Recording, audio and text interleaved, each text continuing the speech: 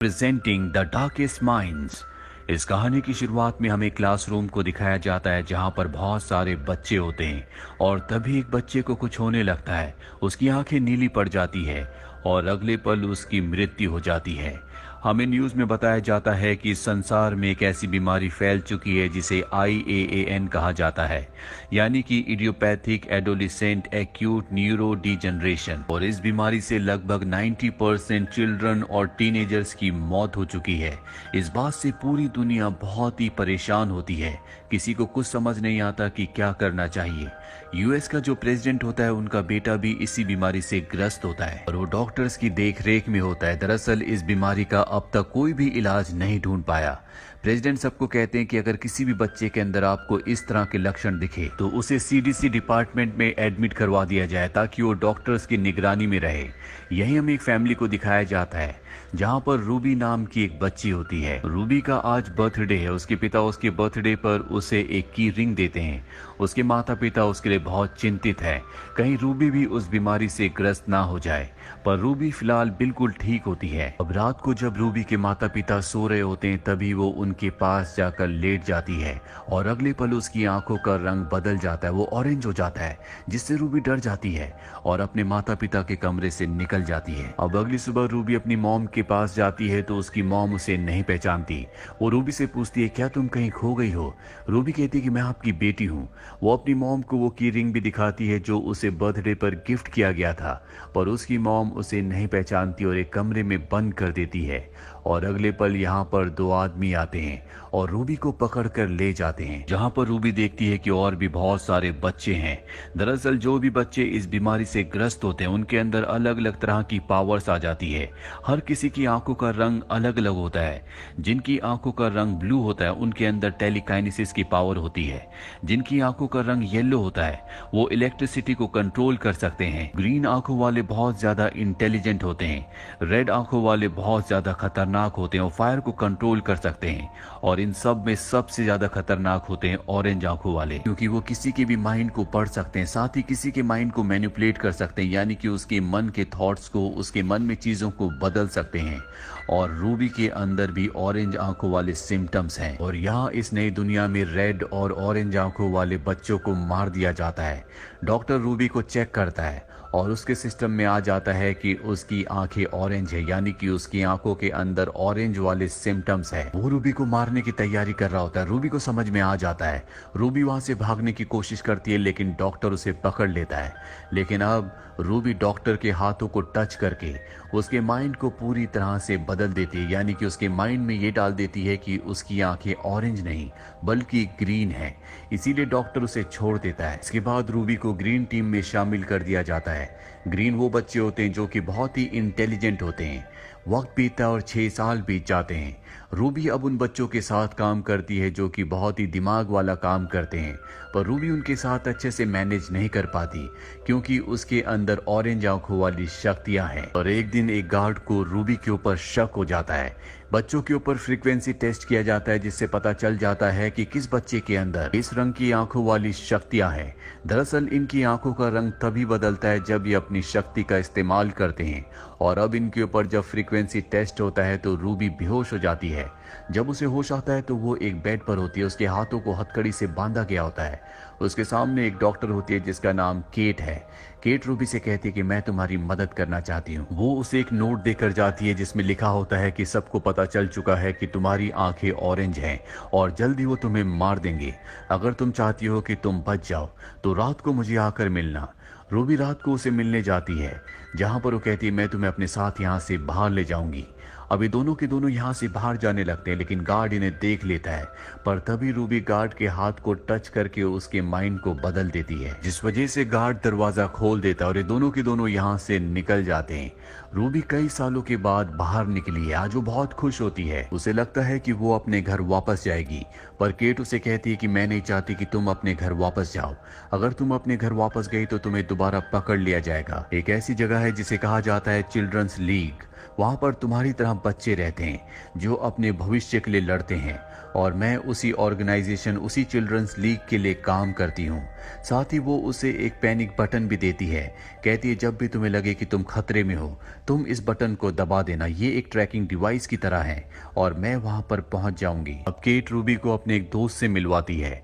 Ruby जब cat के दोस्त का हाथ टच करती है तो उसे एक विजन आता है जिसमें वो देखती है कि केट का दोस्त उसे मार रहा है, जिस वजह से वो केट से और उसके दोस्त से डर जाती है। इसके बाद रूबी कपड़े बदलने के लिए स्टोर में जाती है जहां पर पहले से एक छोटी लड़की होती है। ये वो लड़की है जिसके अंदर इलेक्ट्रिसिटी की पावर है। वो रूबी को देखकर डर जाती है और अपनी इलेक्ट्रिसिटी पावर को दिखाकर उसे डराकर वहां से भागकर एक वैन के अंदर चली जाती है। रूबी खुद भी केट और उसके दोस्त से डरी हुई होती है, इसीलिए वो उस लड़की के पास जाती है और उससे रिक्वेस्ट करती है कि दरवाजा खोल दो ताकि मैं भी अंदर आ सकूं। वो लड़की दरवाजा खोल देती है। इसके बाद रूबी वैन के अंदर छुप जाती है और तभी यहाँ पर दो लड़के आते हैं जिसमें से एक का नाम लिएम और दूसरे का नाम चार्ल्स होता है। ये दोनों वैन की फ्रंट सीट पर बैठकर गाड़ी यहाँ से चलाने लगते हैं। तभी देखते हैं कि पीछे से दो लोग जो कि केट और उसका दोस्त होते हैं वो इनकी वैन की तरफ आ रहे हैं, इसीलिए बड़ी तेजी से अपनी वैन को यहाँ से ले जाते हैं। अब इन दोनों को शक होता है कि जरूर स्टोर में कुछ न कुछ हुआ था, इसीलिए उस लड़की से पूछते हैं कि स्टोर में क्या हुआ था। जिसके बाद रूबी भी इनके सामने आ जाती है और कहती है कि तुम्हें मुझसे डरने की जरूरत नहीं है, मैं ग्रीन हूँ, यानी कि उसकी आईज ग्रीन है। ग्रीन वाले हार्मफुल नहीं होते। जहाँ एक तरफ इनके पीछे केट और उसका साथी गाड़ी से इनका पीछा कर रहे होते हैं, वहीं इनके सामने एक दूसरी गाड़ी होती है जो लेडी जेन की है। लेडी जेन वो है जो बच्चों को पकड़कर वापस उसी जगह, उसी कैंप में ले जाती है जहां पर उन्हें कैद करके रखा जाता है। दरअसल इन चारों के अंदर अलग अलग पावर्स हैं। यहाँ पर जो लिएम होता है वो ब्लू होता है, जिनके अंदर टेलीकाइनेसिस की पावर्स होती हैं और वो अपनी पावर्स का इस्तेमाल करके केट और लेडी जेन को चकमा देकर यहाँ से निकल जाता है। अभी एक सुरक्षित जगह पर पहुंच चुके हैं। रूबी इनको छोड़कर जा रही होती है, लेकिन तभी लियाम उसे कहता है कि हम यहाँ से ईस्ट रिवर की तरफ जा रहे हैं। वहाँ पर एक कैंप है जो पूरी तरह से सुरक्षित है, जो एक ऑरेंज आंखों वाला लड़का चलाता है। तुम्हें भी हमारे साथ वहाँ चलना चाहिए। रूबी मान जाती है और अब ये सब के सब ईस्ट रिवर की तरफ निकल पड़ते हैं। रास्ते में लियाम रूबी को बताता है कि केट एक अच्छी इंसान नहीं है, वो हम जैसे बच्चों की पावर्स का इस्तेमाल करके अपनी कामी बनाना चाहती है ताकि वो गवर्नमेंट से लड़कर उन्हें हराकर पूरी सत्ता को, पूरी पावर को हासिल कर ले। अब रास्ते में ये एक होटल में रुकते हैं और जब सब रात को सो रहे होते हैं तभी रूबी का हाथ उस छोटी बच्ची के हाथ पर टच होता है। उसे एक विजन आता है जिसमें वो देखती है कि लियाम ने बहुत सारे बच्चों को गवर्नमेंट कैंप से आजाद करवाया था, जिसमें वो बच्ची भी है जिससे उसका अभी हाथ टच हुआ है। इस विजन को देखने के बाद उसे समझ में आ जाता है कि लियाम एक अच्छा लड़का है, वो अपने जैसों की मदद करता है। और अब ये अपने सफर पर एक बार फिर से आगे बढ़ जाते हैं। रास्ते में ये एक मॉल के अंदर जाते हैं जहां पर पहले से 4 बच्चे होते हैं। ये उनके ऊपर हमला कर देते हैं, पर जल्दी इन्हें पता चल जाता है कि ये चारों भी उन्हीं की तरह हैं जो कैंप से भाग कर आए हैं और ये सब भी ईस्ट रिवर जा रहे हैं। लेकिन ईस्ट रिवर की वो जगह, वो लोकेशन जहां पर वो कैंप है, उसकी एग्जैक्ट लोकेशन किसी को नहीं पता। इनके पास एक क्लू होता है और उस क्लू को चार्ल्स, जो कि एक ग्रीन है, जो कि रूबी का साथी है, वो बहुत जल्दी डिकोड कर देता है और अब इन्हें पता है कि इन्हें कहां पर जाना है। वो जो 4 लोग होते हैं वो अपने सफर पर निकल जाते हैं, पर लियाम रूबी को और अपने साथियों को उस जगह ना ले जाकर रूबी के घर ले आता है, क्योंकि रूबी ने उसे कहा था कि वो अपने मॉम डैड से मिलना चाहती है। और अब लियाम और रूबी के घर की तरफ जाते हैं। रूबी जब अपने घर के दरवाजे पर पहुंचती है तो वो अपने मॉम डैड को देखती है और उसे एहसास होता है कि उसके मॉम डैड उसे नहीं पहचानेंगे। दरअसल जब पहली बार उसकी शक्तियां एक्टिवेट हुई थी तो उसी की वजह से उसकी मॉम डैड उसे हमेशा के लिए भूल गए हैं। रूबी अपने घर से दुखी होकर वापस आ जाती है जहां पर लियाम होता है और अब लियाम और रूबी अपनी वैन की तरफ जा रहे होते हैं। तभी वहां पर लेडी जेन आ जाती है जो बच्चों को पकड़कर वापस गवर्नमेंट कैंप में ले जाती है जहां पर बच्चों को कैद करके रखा जाता है। वो लियाम को और रूबी को गन पॉइंट पर ले लेती है। वैन के पास दिखाया जाता है कि चार्ल्स को और दूसरी छोटी बच्ची को उसने पहले से बांध कर वहां पर रखा होता है और तभी रूबी उसका हाथ पकड़ लेती है और उसके माइंड को कंट्रोल करती है, जिसके बाद वो उसे कमांड देती है कि तुम्हें जंगल की तरफ जाना होगा और अब तुम कभी नहीं रुकोगी। लेडी जेन जंगल की तरफ जाने लगती है, पर अब यहाँ पर लियाम को, चार्ल्स को और उस छोटी लड़की को ये पता चल चुका है कि रूबी ग्रीन नहीं बल्कि ऑरेंज है, जो कि सबसे ज्यादा खतरनाक होते हैं, जिन्हें मार दिया जाता है। रूबी ने अपनी पावर्स बहुत ज़्यादा इस्तेमाल की होती है, इसीलिए वो बेहोश हो जाती है।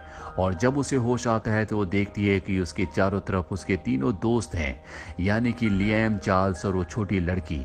रूबी इन्हें छोड़कर जाना चाहती है, उसे लगता है कि ये उससे डर जाएंगे, पर वो उसे ऐसा करने से मना करते हैं और कहते हैं कि हम साथ रहेंगे। वे सब के सब अपनी वैन को वहीं छोड़कर ईस्ट रिवर की तरफ निकल पड़ते हैं और जल्दी ये ईस्ट रिवर तक पहुंच जाते हैं, जहां पर इन्हें उस ग्रुप का लीडर मिल जाता है जो इस पूरे कैंप को चलाता है। यहाँ पर सभी पावर्स वाले बच्चे सुरक्षित हैं और इस ग्रुप का जो लीडर होता है वो प्रेसिडेंट का बेटा होता है, जो बचपन में इस बीमारी से ग्रस्त था। वो कभी इस बीमारी से ठीक नहीं हुआ और वो भी रूबी की तरह ऑरेंज है।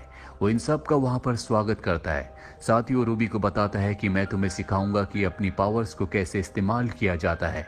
रात को जब रूबी उसके पास जाती है तो रूबी के वो हाथ पकड़ता है, जिससे वो रूबी की पास्ट की मेमोरीज में जाता है, जहाँ पर उसे पता चलता है कि जब रूबी के अंदर पहली बार ये शक्तियाँ आई थी तो उसने जानबूझकर अपने मॉम डैड की मेमोरीज से अपने आप को हमेशा के लिए मिटा दिया था, ताकि उसके जाने के बाद उसके मॉम डैड को कभी भी दुख ना हो। रूबी की इस पावर से प्रेसिडेंट का बेटा बहुत ज्यादा इम्प्रेस हो जाता है। रूबी कहती है कि मुझे खुद नहीं पता कि मैंने ये उस वक्त कैसे किया था। और अब रूबी अपने दोस्त चार्ल्स के पास जाती है। चार्ल्स कहता है कि मैं अपनी मॉम डैड को बहुत मिस करता हूँ, काश मैं उनसे बात कर पाता। रूबी कहती है कि मैं कोशिश करूंगी कि तुम अपने मॉम डैड से बात करो।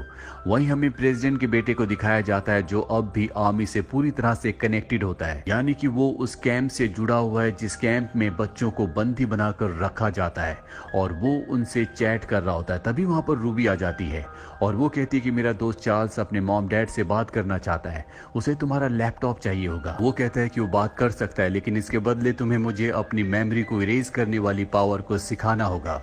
रूबी उसे अपनी पावर सिखा देती है और इसी प्रोसेस के दौरान प्रेसिडेंट का बेटा उसके माइंड को कंट्रोल करके उसका फायदा उठाने की कोशिश करता है। रूबी को ये बात पता चल जाती है, वो जानती है कि यहाँ पर बहुत खतरा है और प्रेसिडेंट का बेटा कोई अच्छा इंसान नहीं है, बल्कि वो उसकी पावर को इस्तेमाल करके, यानी कि जो उसने उसे पावर सिखाई है, उसकी पूरी मेमोरीज को मिटाना चाहता है और उसे अपने साथ मिलाना चाहता है। साथ ही वो गवर्नमेंट को भी पूरी तरह से अपने कंट्रोल में लेना चाहता है और अब उसके पास वो पावर भी है जिससे वो किसी की भी यादों को पूरी तरह से मिटा सकता है। इसीलिए वो उसके ऊपर हमला करके यहाँ से निकल जाती है और अपने तीनों दोस्तों को लेकर वो यहाँ से निकलने की कोशिश कर ही रही होती है कि तभी उनके सामने आर्मी आ जाती है। आर्मी उन्हें चारों तरफ से घेर लेती है। लिएम अपनी टेलीकाइनेसिस की पावर से उन्हें कंट्रोल करने की कोशिश करता है, पर तभी वहां पर प्रेसिडेंट का बेटा आ जाता है जो कि ऑरेंज है, जो कि बहुत ही शक्तिशाली है, और वो अपनी पावर से लिएम को बहुत कमजोर कर देता है। ये देखकर रूबी को बहुत गुस्सा आता है और वो अपनी पावर से आर्मी चीफ को मार देती है। साथ ही इनकी टीम में जो छोटी लड़की होती है उसके अंदर इलेक्ट्रिसिटी की पावर होती है। इसके बाद ये सब अपनी पावर्स का इस्तेमाल करते हैं और यहाँ से निकलने लगते हैं, पर अब यहाँ पर आर्मी के हेलीकॉप्टर आ जाते हैं जहाँ पर उनके पास वो बच्चे भी होते हैं, जिन बच्चों को उन्होंने अपने काबू में करके अपनी एक आर्मी बनाई होती है और वो सब इनके ऊपर हमला कर देते हैं। रूबी अपने तीनों साथियों को यहाँ से जाने के लिए कहती है क्योंकि लिएम की हालत बहुत ज्यादा खराब होती है, और इसके बाद वो अपनी माइंड पावर से सभी सोल्जर्स को अपने साथ ले आती है, यानी कि अब वो सब उसके लिए लड़ेंगे। पर प्रेसिडेंट का बेटा भी उनके माइंड को कंट्रोल कर लेता और उन सब को मार देता है। इसके बाद वो रूबी के माइंड को भी कंट्रोल कर लेता है। रूबी उसके सामने बैठी होती है, उसे लगता है कि उसने रूबी के माइंड को कंट्रोल कर लिया है, लेकिन ऐसा नहीं होता और अगले पल रूबी ऊपर से एक हेलीकॉप्टर गिराती है और जब वो वहां से भाग रही होती है तो ब्लास्ट की वजह से वहीं पर गिर जाती है। तभी चार्ल्स वहां पर आता और उसे बचाकर उस जगह से ले जाता है, पर चार्ल्स अब बहुत बुरी तरह से जख्मी हो चुका है। वो जाकर भी रूबी के साथ नहीं जाता। रूबी के पास जो पेंडेंट होता है जिसमें एक बटन है जो कि केट ने उसे दिया था और कहा था कि जब भी तुम इसे दबाओगी तो मैं वहां पर आ जाऊंगी, वो उसे दबा देती है ताकि उसके दोस्त चार्ल्स की और उसकी जान बचाई जा सके। वो लिएम को यहाँ से जाने के लिए कहती है, लेकिन लिएम कहता है कि मैं तुम्हें छोड़कर नहीं जाऊंगा क्योंकि वो उससे प्यार करता है। और अब यहाँ पर केट आ जाती है। इसके बाद इन चारों को चिल्ड्रंस लीग ले आते हैं। यहाँ पर केट रूबी को बताती है कि चार्ल्स को हॉस्पिटल में एडमिट कर दिया गया है, साथ ही तुम्हारे साथ जो छोटी बच्ची थी उसे एक अच्छी फैमिली में शिफ्ट कर दिया गया है। रूबी केट से कहती है कि मैं तुम्हारे लिए काम करने को तैयार हूँ, मैं तुम्हारी सोल्जर बन जाऊंगी, लेकिन तुम्हें लिएम को यहाँ से जाने देना होगा क्योंकि वो कभी भी चिल्ड्रंस लीग में नहीं रहने देना चाहता था। केट उसकी बात मान जाती है। इसके बाद वो लिएम के पास जाती है। वो जानती है कि लिएम कभी उसे छोड़कर यहाँ पर नहीं जाएगा। ये दोनों एक दूसरे से बहुत प्यार करते हैं। ये दोनों एक दूसरे के साथ अब बहुत सारी बातें करते हैं, बहुत अच्छा वक्त बिताते हैं। और इसके बाद रूबी लिएम की यादों से अपने आप को मिटा देती है, जैसे बचपन में उसने अपने माता पिता की मेमोरीज से अपने आप को मिटा दिया था। अब यहाँ पर केट आती है। केट को देखकर लिएम पूछता है कि मैं इस वक्त कहाँ पर हूँ। वो बताती है कि तुम चिल्ड्रंस लीग में हो, अगर तुम यहाँ पर रहना चाहो तो रह सकती हो। लेकिन लिएम यहाँ पर नहीं रहना चाहता। साथ ही वो रूबी को पूरी तरह से भूल चुका होता है, जिससे रूबी को बहुत दुख होता है। रूबी उसे गेट तक छोड़ने के लिए जाती है और लिएम यहाँ से निकल जाता है। इसके बाद रूबी को यहाँ पर जितने भी बच्चे होते हैं उनका लीडर बना दिया जाता है, क्योंकि वो यहाँ पर इकलौती ऑरेंज है। वहीं दूसरी तरफ हमें प्रेसिडेंट के बेटे को दिखाया जाता है, जो अब भी जिंदा होता है और उसके सामने उसकी आर्मी होती है, जिन सब के माइंड को उसने कंट्रोल किया हुआ है। और इसीलिए केट ने अपनी आर्मी बनाई होती है ताकि वो इनका यानी कि गवर्नमेंट के सोल्जर्स का और उनकी ऑर्गेनाइजेशन का सामना करे, उनका विरोध करे और किसी भी बच्चे को कभी भी बंदी बनाकर ना रखा जाए। इसी के साथ ये फिल्म, ये कहानी यहीं पर खत्म हो जाती है। उम्मीद करते हैं कि ये कहानी आपको पसंद आई होगी।